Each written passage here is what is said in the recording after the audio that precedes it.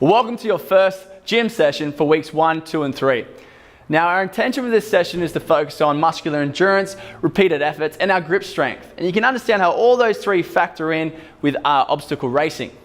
Now, we're going to be progressing week to week. So week 2 and 3, there will be parameters that will change.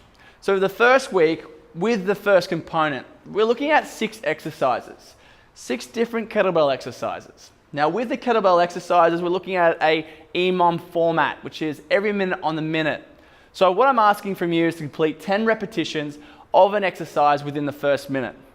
Whatever time you have left remaining, you rest, and before the second minute starts, you get ready for the second exercise. So what I mean by that is, the first minute is about to begin. I'm doing a kettlebell swing, I'm going to bring it to my body, and I'm going through a hinging motion. I'm hip hinging, squeezing through my glutes, staying tight through my back, ensuring I'm looking after my spine. I finish my 10 repetitions. It may have only been 10 to 15 seconds, and I get to rest the remaining time. Now, what you have to factor in, guys, is that you don't want to be using a kettlebell that's just simply too light, because you won't be challenging yourself, and you don't need that time to rest.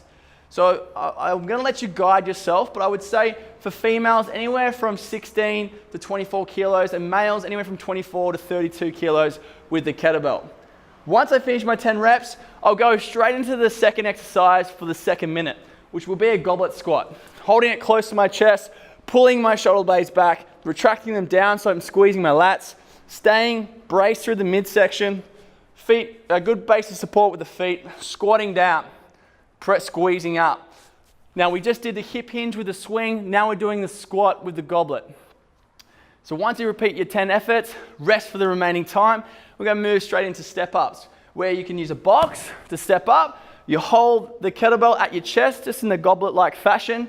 You place your feet up on the box, you're squeezing through your butt. So on this side, I'm going to lean forward, change my center of mass from my back leg into my front foot, squeeze my butt, come to the stand-up position, bring my left foot back down, and switch. Just switching your legs until you get to your 10 repetitions. Now, if you don't have a box, that's fine. You can use the floor. Essentially, same thing. You're going to start on your knees like so, place the left foot up as if it was on a box, lean forward, put the weight in that front left leg, squeeze through the glutes, stand up tall, switch legs. The thing you want to stay away from here is obviously flexing forward through the spine, or pushing off that back foot. We want to strengthen our legs, and this is going to transcend into your hill running and strengthen one leg at a time. The next one will be RDLs, Romanian deadlifts. Again, we're looking for 10 repetitions. Instead of a squat, like a conventional deadlift, we're looking for a straight-legged deadlift, emphasizing working through the hamstrings and glutes. So I'm going to have the kettlebell between my feet, slight bend in the knees, staying braced through the midsection, squeezing my lats back and down, coming down with a neutral spine, so you don't need to have your neck shifted, squeezing through my glutes all the way to the top, really gripping the floor with your feet, corkscrewing your feet into the ground, ensuring you get that good connection from floor all the way to the end of the movement. Rest for the remaining minute, and then we're going to move on to our last 2 exercises, which will be the Cossack squat into the curtsy lunge. Now these two are going to be a little bit more dynamic. We're focusing on lateral stresses now, which is very common into sport-specific training or obstacle racing. So I'm going to be holding the kettlebell in this position. I'm not holding with my bicep. I'm not resting it on my shoulder. I'm keeping it braced with my lats, pulling back in my shoulder blade, and not allowing my back to go into hyperextension, pulling that sternum down towards your pelvis and staying braced. So if I was doing any movement in this position, someone could come and hit me. It wouldn't matter because I'm prepared and I'm braced for it. So the way this is going to work, you're going to go into a Cossack squat. So I'm laterally shifting all this weight onto the one leg. My knee is going over my foot. I'm still staying braced through the lats. I'm not letting it roll me forward, as you can see. I'm working through this leg, squeezing through my glutes to get me back to the top and send me through into a Cossack lunge. A curtsy lunge.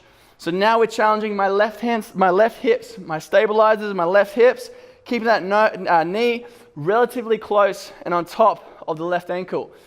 Again, my weight is in this front leg. I squeeze and go back into the Cossack squat to curtsy lunge. Now, if you find that you don't have very good thoracic mobility in your spine, or you're flexing a lot through the lift, you just don't have a strong enough back for it, or your mobility might be quite poor through the legs, then I'm happy for you to hold the weight at the waist. So you come down for the Cossack squat. Remember, not everyone has the range to get down low.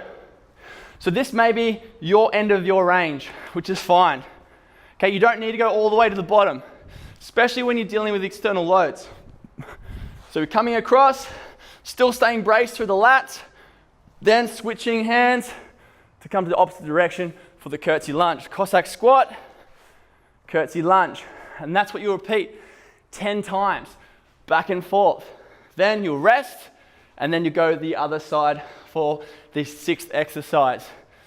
Once that's completed, guys, you're gonna go back to your swings, repeat that entire circuit 5 times. Now with week 2, we're gonna keep it the same. We want you to do that again.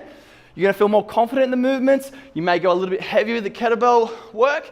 Remember, if you don't have a kettlebell, feel free to use dumbbells. But week 3, we're gonna progress it to an MRAP, as many rounds or as many reps as possible. So in that 60-second time frame, instead of 10 swings, you might be able to get 40 swings, 30 swings. You can rest if you need to. 20 swings in, you're feeling a little bit fatigued, place the bell down, look at your timer, you still got 30 seconds left, get another 20 out, right? Record or memorize your total score, and then repeat all the 6 exercises, write down your scores, and do 5 rounds in total. And that way we're really pushing your muscular endurance. Now after all that, guys, you're gonna have your rest. We're gonna move into component 2. You can imagine your grip's being challenged this entire time, especially if you're working with substantial weight on the kettlebell. We're gonna be looking at hanging and carrying, 2 very common factors that you're going to encounter in your obstacle racing. We're looking at challenging yourself with your grip strength from an overhang position, challenging the health of your shoulders, and seeing what you can hold on to. So the second component in both week 1, 2, and 3 is a 30-second dead hang. Hold yourself here for 30 seconds. Okay, if you're really struggling, dry your hands up, have a bit of a rest, get back on there, but do the 30 seconds. Come off the bar. Now we're gonna look at our farmer hold. Okay, you're gonna pick up 50% of your total weight. Hold it for another 30 seconds. Now we're getting challenged this way, okay? Holding on, finish the 30 seconds, no rest in between. Going straight up for a 30-second hold. And we're gonna repeat that 5 times in total. Now, as you progress through the weeks, I want you to increase the weight that you're lifting with the kettlebell. So I started with 50% of my body weight, week 2 go 75%, and week 3 go 100%. Now, if you're quite strong or quite familiar with this carry, start heavy from the get-go. If you want to progress it, feel free to farmer's carry. So the way we're going to progress these movements, instead of a dead hang, you're going to be in an active hang. Hold that for 30 seconds. Once you finish, come off, grab the kettlebells, pick them up, and then just walk back and forth for that 30 seconds at whatever particular weight that you prescribe yourself. The point here is that we want to overload our body and our systems over that 3-week period. We want to make sure it gets progressively harder, or at least challenging ourselves. So if you're finding that, look, Andrew, 30 seconds is not difficult, cool. Hold a weight between your legs. Put on a weighted vest. Maybe hold for 60 seconds. Hold a dish, or put some butterfly kicks in there in an active hang position for the 30 seconds. Challenge yourself and enjoy the 5 rounds.